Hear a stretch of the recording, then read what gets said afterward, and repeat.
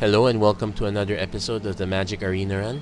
Today we're now gonna check out the Selesnya Pride deck. This is gonna be the last of all our stock decks. Kinda interesting that we're exploring these now, knowing that in a few days from the day of this recording, we're actually gonna have Kaladesh and Ada Revolt released. It's gonna be a brand new meta game, lots of new cards, and I don't know if I want to go over all these decks again or if I want to just update a post-mortem. I don't have the cards or the wild cards to update all of the decks.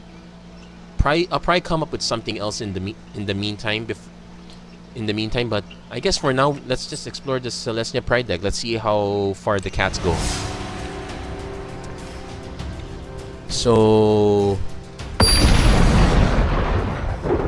So this deck specializes simply in going wide. There's some resiliency in the form of Embalm, some resiliency in the form of token creation, some life gain.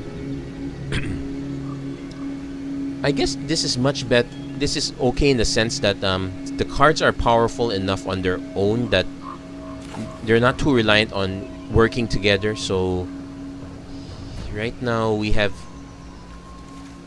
don't have any early turn plays. We're really dependent on drawing a land. At least we got all our colors, but I really should mulligan this. Okay, this is better. We have some turn 2 plays. We can run into a turn 3 play. Yeah, this is a much better key. We need it, as I said, we need to be able to have a turn 3 play, so we do have to mull that one. Definitely will run Initiate's Champion first. Companion. I wonder what an Initiate's Champion would look like. Anyway, let's hope we're not running into an aggressive deck, or else we are going to be in a world of hurt. Black. Okay, maybe not too aggressive. My opponent has plays, I suppose. If our opponent plays a creature in the first 2 turns, I might be tempted to run Feral Prowler first. Initiate's Companion is just going to be a very big... It's just only going to trade. I suppose if our opponent plays a decent looking 2/2, I am going to be willing to trade. Oh well. So for those that have been keeping track, I've only successfully made a complete 7-win run with one deck. And that was the Izzet Spellweaving deck. So, and after that, it's kind of tapered down. 3 wins, 2 wins. I think I've had 2 decks that ended up with no wins at all. And it's not necessarily indicative of that the decks are really bad, but it does indicate that the decks do need help. Okay, so in this situation, our opponent has a 2/2. I want to encourage a trade, so I do want to trade, so I will play the Initiate's Companion. If our opponent attacks, so be it. If opponent casts a kill spell, so be it too. I do hope that we just trade creatures. I do want to be able to play Pride Sovereign or Trashing Brontodon. Opponent could be playing... I don't think it's mono black pirates. There's gotta be some red involved here. Then again, mono black pirates is not impossible. There are a lot of decent pirates. We had several choices. And speaking of choices, our opponent is gonna take away some choices from us. We'll probably lose to Pride Sovereign, but I won't fault our opponent for taking Trashing Brontodon. He knows that we will have a turn 3 play. So he's basically deciding what we will do next. Okay, he took the Trashing Brontodon. He can probably answer the Pride Sovereign. So, in that case, it's actually my best interest to keep Initiate's Companion alive.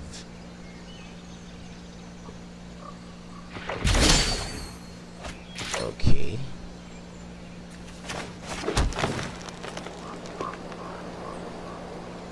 I'm actually gonna see if he trades. Probably should cast a Feral Prowler first, but This is probably gonna bait a kill spell. Or trade with the Direfleet Poisoner. I'm okay with that too. That's actually a much better case scenario. Sure, I'm wasting the mana, but if that's the case, I will just untap Initiate's Companion. At least the offer will be always up there. Okay. Yes, I'm... And if he doesn't attack, I'm just going to cast Feral Prowler. I'm not going to put out Pride Sovereign when there's a risk of being blown out.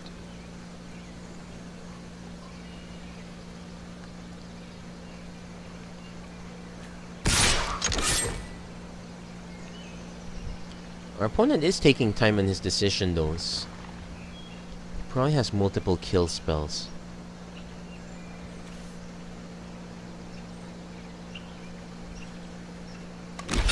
Okay, he's trading, so I'm perfectly okay with that. I will cast Feral Prowler first. In fact, if I could cast both of them, that is perfectly fine. So at least when we do cast Pride Sovereign, it will be... It won't be a Moment of Thirst that will kill him. Probably something bigger. So we'll cast the first Feral Prowler that he's seen. If our opponent has a big... So right now I'm actually afraid of kill spells. I'm not that concerned about any big creatures.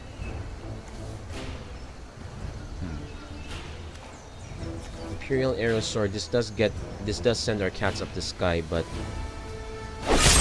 okay. So he does have a removal spell. That's perfectly fine. So next turn we will just cast another Feral Prowler. I'm not gonna risk Pride Sovereign just yet. Can't do anything about cast downs, but I would much rather him cast down one of our small guys than our Regal Caracal or even the Pride Sovereign. Pride Sovereign, actually, I'd rather it eat the cast down than a Moment of Thirst. So our opponent now has 4 mana. He probably has a medium-sized threat at this point. I suppose if he has a medium-sized threat, okay, draw 2 cards, lose 2 life. So he's drawing into cards. Okay, this may seem inefficient, but I'm gonna just run out the Imperial Arrow Sword. I want to run these 2 guys out, the Pride Sovereign and the Feral Prowler. I want to run them out both at the same time, so just to cover my bases a little bit in terms of the removal.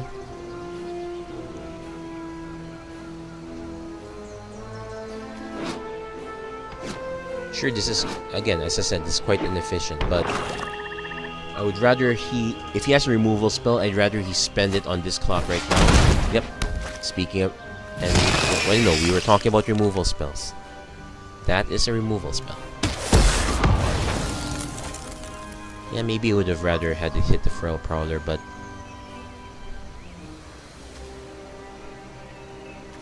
it is what it is. So, okay, we're starting to get a little flooded.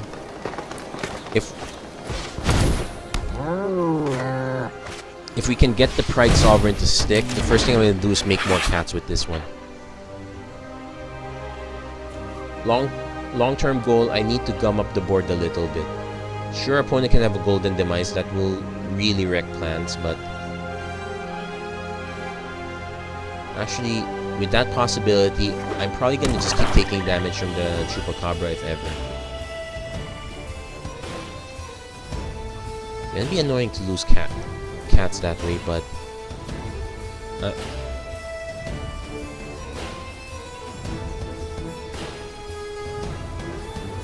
opponent definitely has a... Okay,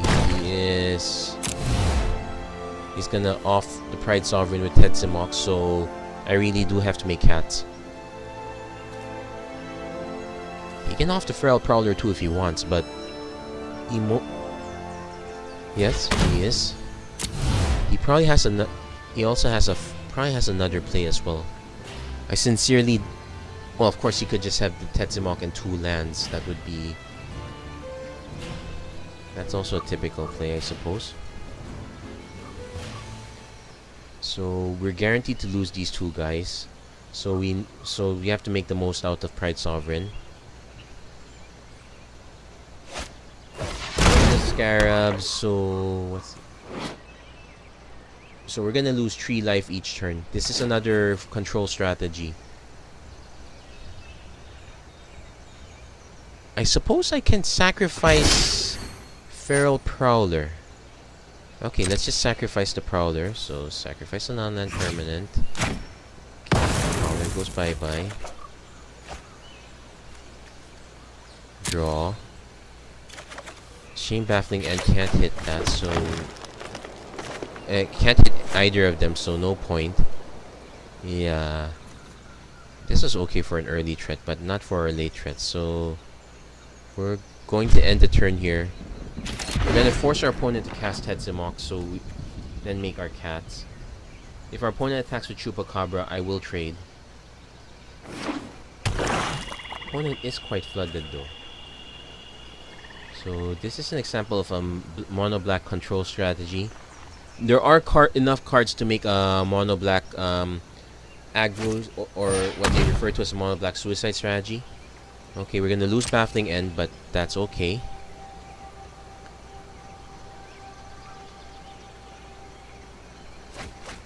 So we're both equally flooded, so it's just our opponent actually has things to do. What were the things we had? Yeah, not much. So, yep, we're gonna make our cats.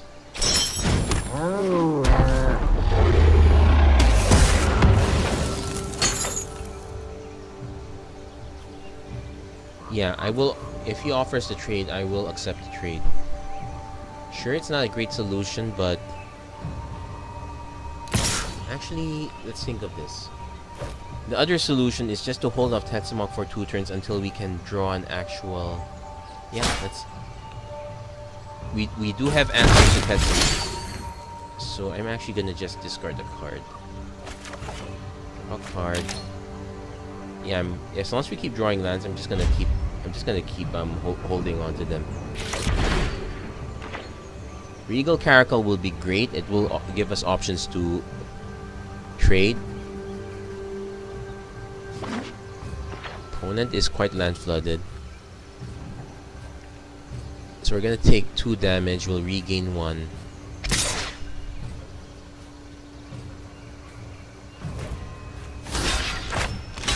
Probably should attack with the Chupacabra again because last turn I didn't off. So we're gonna discard the card. Draw the same thing again. End the turn. Suffer in misery as I keep drawing lands and on top of lands on top of lands. Now I don't have any complaints about the land to spell ratio of these starter decks. They generally get the right idea. Begin your upkeep if you have this. Yeah, so he's probably playing it safe the first time. So discard a card. Guess what? It's a land. Okay, Watchers of the Dead. Yeah, I'll cast Watchers. End turn. Okay, so he reveals Kitesail Freebooter, so I'm gonna... So I just took 2 damage from that. He'll probably just cast the Kitesail Freebooter. He knows the Torment of Scarabs is gonna eat my hand through. So if he offers the trade with Chupacabra, yep. I'm actually better. Okay. No. Let's block first.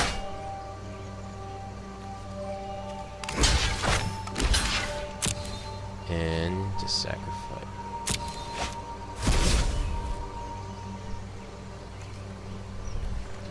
Watchers of the Dead doesn't quite do much, not against this deck. He doesn't have much in the way of recursion from the graveyard.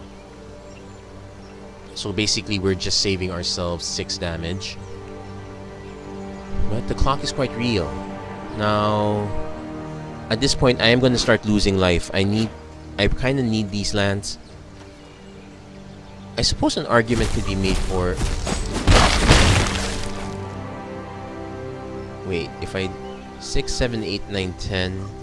Actually no, I have to sacrifice my land if that means buying myself 1 more turn.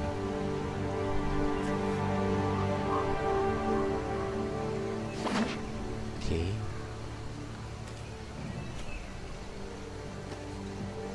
Yeah, our opponent probably will just cast this freebooter.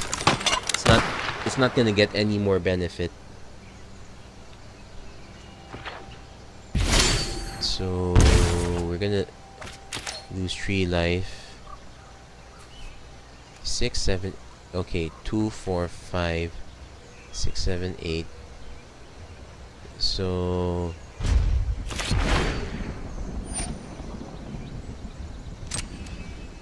what does he reveal? Swamp, so we don't do. Okay, so we're not gonna die from that. So we actually have one more turn per se. But yeah, not a very auspicious start. Our opponent's deck is admittedly quite better. I guess you can say the issue with cats is that there aren't that many great cats to begin with. A lot of the cats are just commons. So if the cat strategy works, it's fine, but we might have to revise the deck into a regular token strategy. We'll probably just keep Pride Sovereign and Regal Caracal. Those are the good cats in a sense. We probably don't need all the other cats are a bit questionable. So we're gonna go down to 1 life.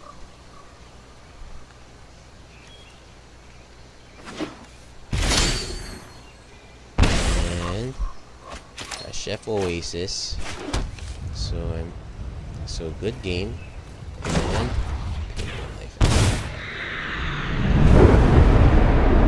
well, not a great start for Selesnya Pride.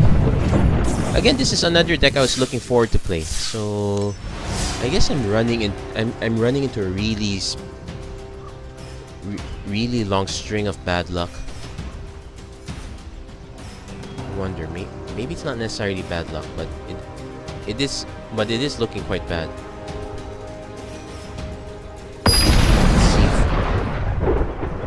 It could also be a case where I'm simply not going to be I'm not going to be able to keep up with a lot of other decks. Basically, stock decks always have plenty of room for improvement. So yeah, we have enough plays. We have a decent start.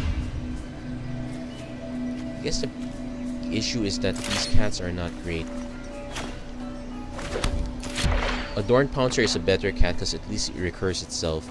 Sacred Cat is also up in that line. Okay, question. The worst turn 3 play. There are many turn 3 plays that are really bad.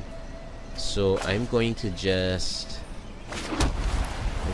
baffling end this guy right now. Buy myself some time.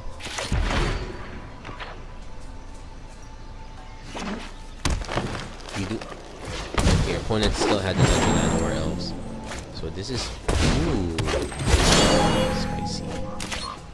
Okay, so definitely playing Feral Prowler first. It's gonna play Tranquil Expanse because Desert Hold's bonus also works if we cycle Desert of the True and into the graveyard first also. But now we are going to be hard pressed if our opponent has a big play. Actually, our opponent's on the go white plan. Thankfully, we can still. On one hand, we can still block, but our opponent's features are gonna get big soon. So, okay, definitely need to play this land. So, need another. Gonna play another creature. No attacks. In fact, what we're gonna do is cast Imperial Aerosaur, attack with Initiate's Companion over the skies. Then untap Initiate's Companion. We need to go over to the air. But we are about to get overwhelmed by really large saprolings.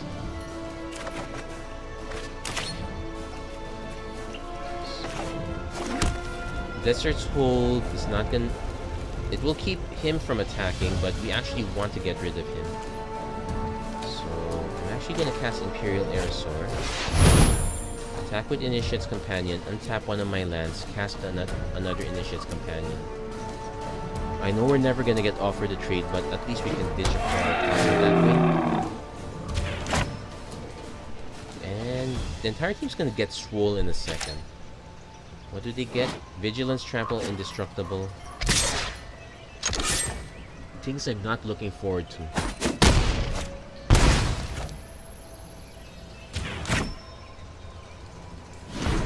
And again, indestructible means anything I put in front is gonna get thrown away. So let's say we're gonna take 3, 6, 7, 8. Okay, no, correction. 4, 8, 12, 9, 10, 11, 12, 13, 14, 15, 16, 17, 18, 19. Whoa, we can regain some life, but we definitely have to throw our Feral Prowler in front. Okay, this is really bad. Opponent had the nut draw in a sense. We can cast Desert's Hold. Basically, we're just reducing damage. Yeah, this is pretty much a lost cause. Yeah, let's just see what we draw. But yeah, we're so I guess this is one thing we're looking for. One card to consider adding. So Anointer Priest, way too late. Shalai is definitely a good addition. So, and we can, okay, we can cast out Shalai, but that doesn't do much. Yeah, that's pretty much good game, I suppose. So we need to be able to affect the board, so I'm just gonna cast out Shalai.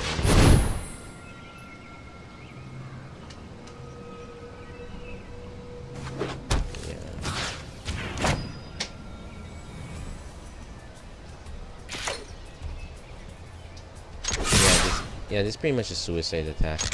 There's really nothing to be gained.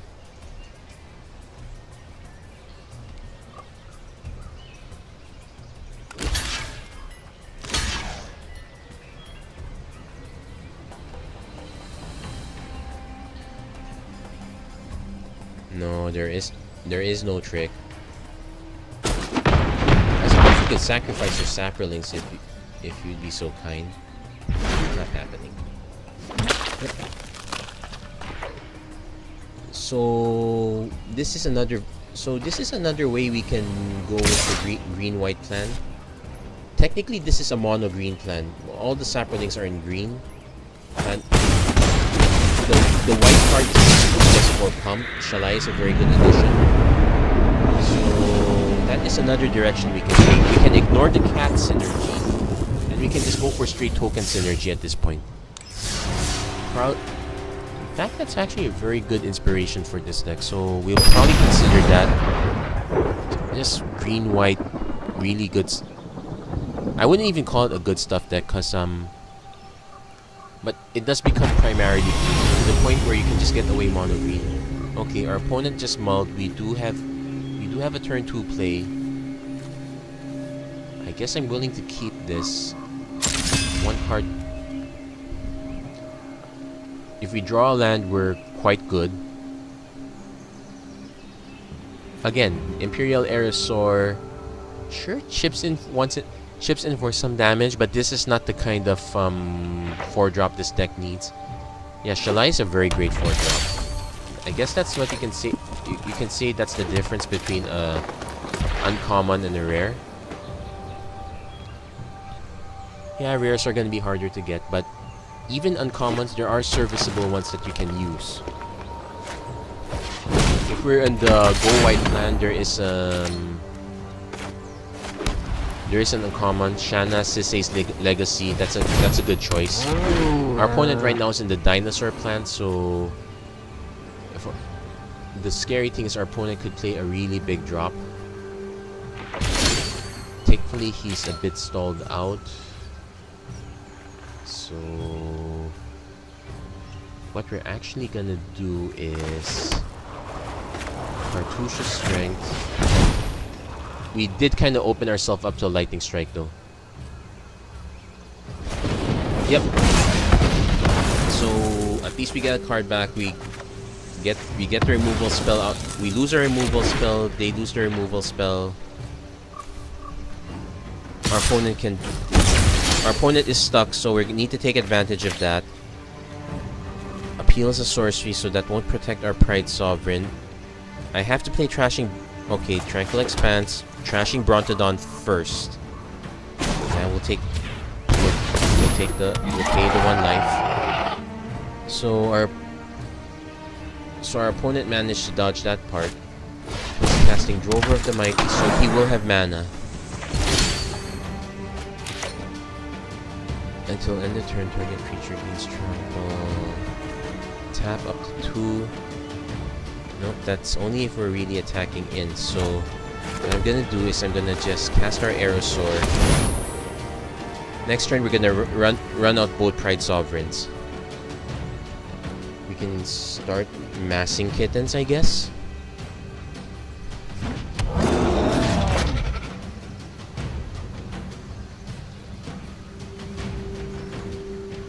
I don't see any reason to cast Appeal. Yeah, we're gonna hold off the Appeal for now. Speaking of these Aftermath spells, this one is okay, but there is a better one. It is the Prepare to Fight is a better one for this deck, I suppose. Some of them, the usual problem is that, well, I wouldn't say it's a usual problem. Basically, which half is better is scenario dependent. I suppose you want to cast Appeal earlier because it helps you get damage through. You want to cast Authority later because that is another way to get damage through and probably more useful. So our opponent can easily cast a 4-drop. Ripjaw Raptor comes down. So we're gonna just keep chipping in with... We're gonna chip in with Aerosaur. Box. Okay, we're gonna chip in with Aerosaur and actually just cast the cats first. So okay, I can leave Trashing Brontodon to hold off Drover of the Mighty. I probably will do that. We are technically losing the race, but we have outs. One Pride Sovereign can stay behind, make cats. The other one attacks. Use Appeal to get a lot of damage through.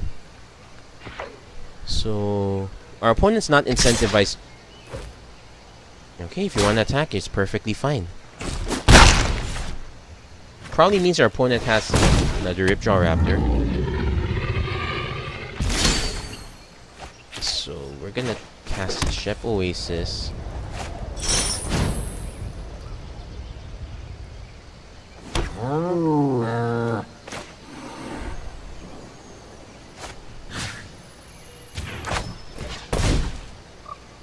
Okay. 11. Wait. Okay, it's 11/11 with Trample. Authority can tap the...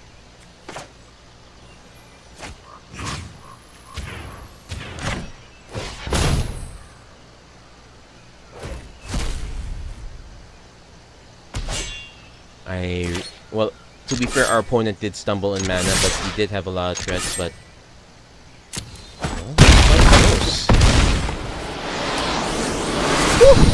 Well, at least that wasn't a total shutout, and yeah, there were actually several decisions that were quite surprising. I thought our opponent's decision to attack with the Ripjaw Raptor in the first place was a bit questionable. I was willing to take the damage. I suppose he felt that if he wasn't drawing lands anytime soon and he wasn't able to cast the other cards in his hand, he needed to put more pressure. He needed to force me to make blocks. So, good cat, bad cat, good not cat, okay not cat. So, yeah, we'll keep this.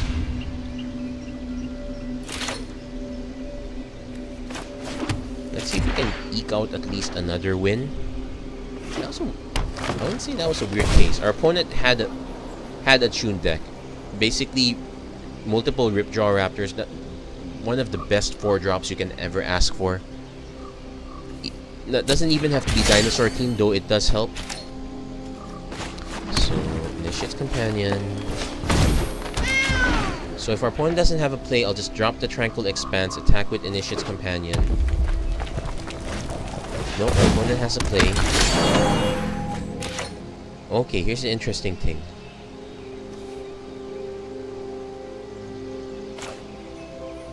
I'll play the Tranquil Expanse first.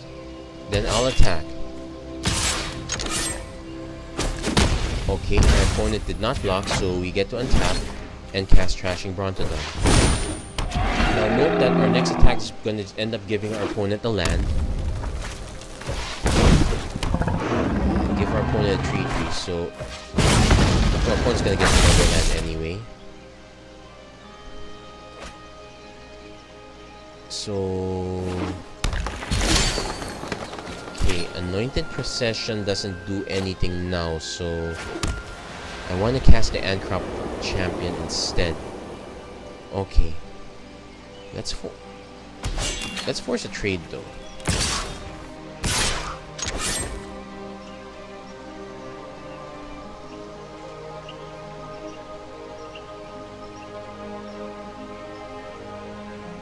Sure, it accelerates our opponent a bit closer, but we do need to start clearing the board a bit.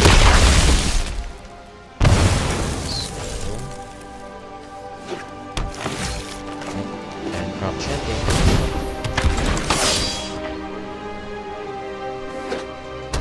But our opponent now has decent access to very big cards. He's just still digging for them, I suppose. Okay, found the mountain, so he didn't get. Got the Raging Sword Tooth, so that's okay, I guess. We have Desert's Hold. That's perfect. So we're gonna play Shafet Dunes, Desert's Hold.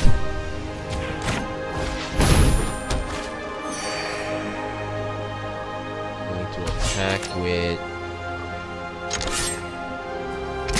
no, just regular attack. Oh wait, did I exert? Dope. So I guess we do have a blocker. I didn't mean to. Oops. Anyway, cast Watchers. So right now we're kinda plussed out. Our opponent probably has... okay, yup, he has Polyraptor.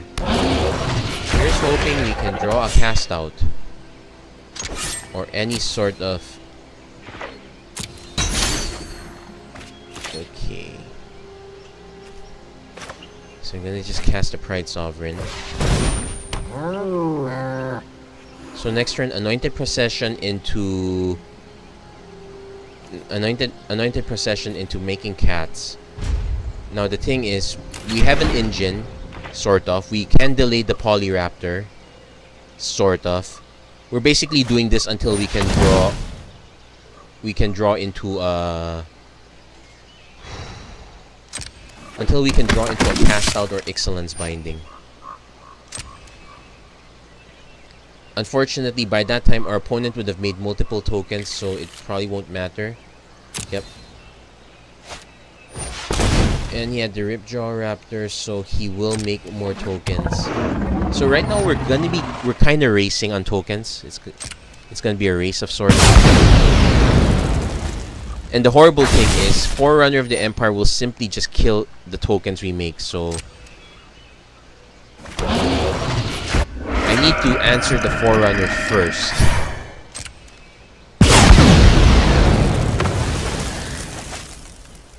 Never mind, he just... oh yeah, Polyraptor will just keep triggering this forever. Yep. We just lost the Polyraptor combo.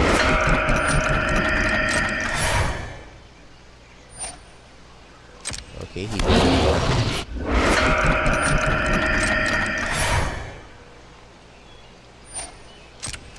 Yep.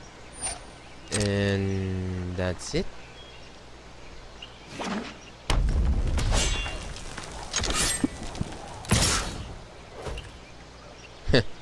I suppose we can block. Kind of an FU. But it is a lost cause. It is a lost cause at this point. Yep. Cast a nice procession. Good game.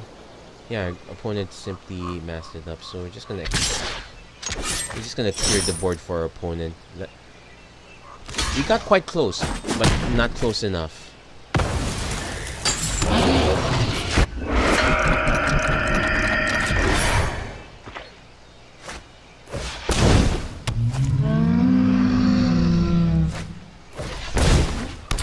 Yeah, our opponent's not being greedy. I can give him that credit, even though he's showing off what he's got.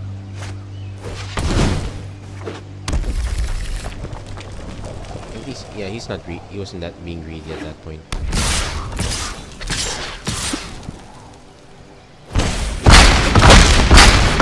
So that's it for the Selesnya Pride. Not much pride to begin with. Yeah, so there are many things we can fix with this deck. So we're gonna check that out on the postmortem. That's pretty much it for our quick constructed series. Next time you see me on MTG Arena, it will be a brand new iteration of the beta. So we're gonna see how things proceed from then on. Until then, we're going ahead for postmortem. Thank you very much for watching. If you like what you see, please don't forget to like and subscribe. And thank you very much. Hope you have a nice day.